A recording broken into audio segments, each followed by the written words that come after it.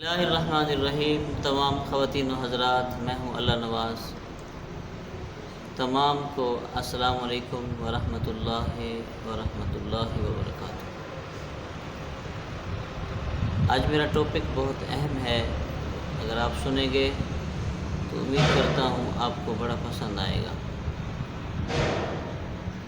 لکھا ہے کہ بے لطف ہے سیر بوستان، بغیر دوستان۔ کہا کہ کچھ چیزیں ایسی ہوتی ہیں وہ اس وقت تک خوبصورت نہیں ہوتی جس وقت تک ان دونوں کی آپس میں دوستی نہ ہو۔ اگر ان کی دوستی ہوگی تو یہ خوبصورت بن جائیں گی۔ دوستی ان کی ہونا ضروری ہے۔ پہلے نمبر پہ ہے عمر بے شباب۔ عمر جب ہوتی ہے، جوانی ہوتی ہے تو شباب خوبصورت لگتا ہے۔ عمر ڈھل جائے تو شباب نہیں رہتا۔ عمر ہو پھر شباب ہو پھر خوبصورتی ہے، لطف ہے، لطیف ہے، ورنہ جب بڑھاپا آ جاتا ہے تو شباب رخصت ہو جاتا ہے۔ جوانی ہوتی ہے تو ہر چیز کے اندر ایک رنگ ہوتا ہے، ایک شباب ہوتا ہے، ایک رونق ہوتی ہے۔ جب جوانی چلی جاتی ہے تو پھر شباب چلا جاتا ہے۔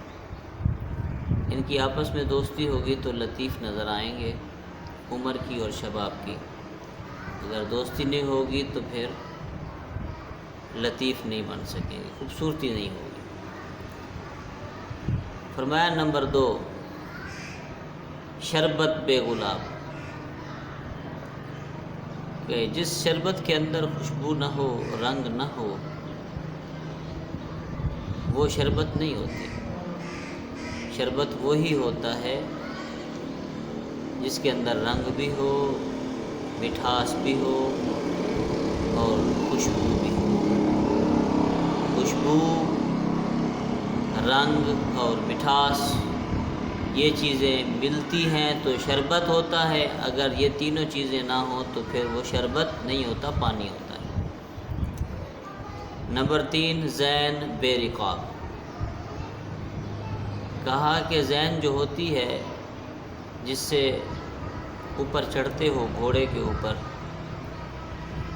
وہ کرسی تو ہوتی ہے مگر رقاب نہ ہو تو جہاں پاؤں رکھنے کی جگہ نہ ہو تو پھر نیچے گرنے کا اندیشہ ہوتا ہے، پھر وہ زین نہیں ہوتی بغیر رقاب کے۔ تیسرے نمبر پہ طبیعت بے جودت۔ طبیعت کے اندر جب تک خوشحالی نہ ہو، تندرستی نہ ہو، وہ طبیعت خوشحال نہیں ہوتی۔ اور سخن بے حکمت، سخن بات کو کہتے ہیں جب بندہ بات کرتا ہے اور اس بات کے اندر حکمت نہ ہو۔ حکمت اچھائی کو کہتے ہیں، طریقے کو کہتے ہیں۔ اس کے اندر حکمت نہ ہو تو وہ سخن بھی کسی کام کا نہیں، اس کے اندر وہ لطف، وہ خوبصورتی نہیں آتی۔ اور اس کے بعد فرمایا مال بے تجارت۔ مال ہو اور اس کی تجارت نہ ہو، پھر مال بڑھے گا کیسے؟ مال ہے، تجارت نہیں تو مال ختم ہو جائے گا۔ مال ہے پھر تجارت ہے، پھر اس کی خوبصورتی بھی ہوگی، وہ لطیف ہوگا۔ اور دل بے سخاوت، دل ہے مگر سخی نہیں، کنجوس ہے، نپا رہتا ہے، کسی کے اوپر وہ سخاوت نہیں کرتا۔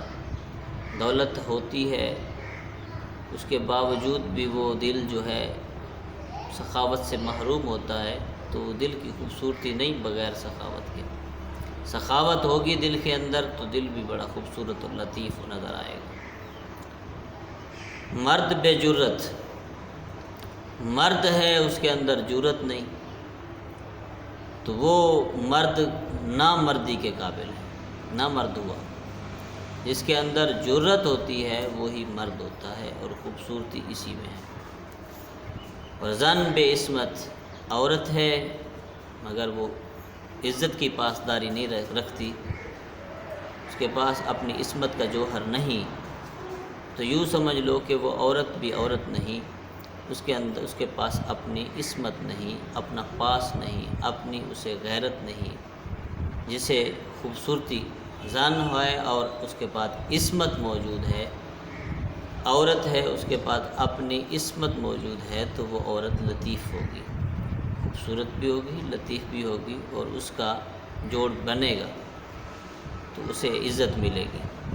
زور بے حکمت، بے حکم، کہ تیرے پاس زور ہے مگر تیرے پاس اس کے چلانے کا حکم نہیں، تو اس زور کو استعمال نہیں کر سکتا، تو پھر اس کے اندر خوبصورتی نہیں تیرے زور کے اندر۔ جب تک یہ دونوں چیزیں نہیں ملے گی، زور تیرا کسی کام کا نہیں۔